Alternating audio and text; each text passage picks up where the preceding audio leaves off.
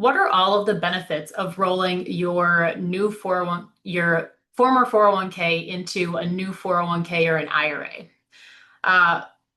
It just makes things a lot more simple. So you will only have one account then to maintain.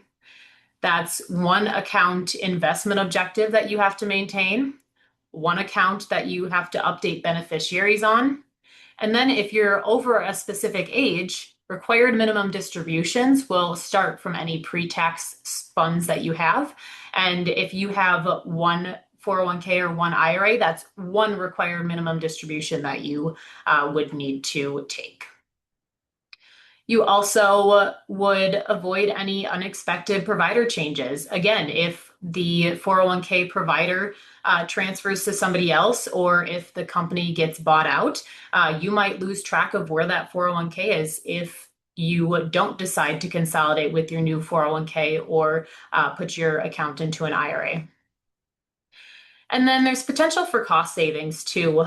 Certain administrative expenses can come up within 401ks, or different types of advisors might charge different types of fees. So one thing that we always recommend people do is just be very open with asking about how whoever you're working with is being charged for their services and things like that. So those are just a few benefits of rolling over to your new 401k or IRA.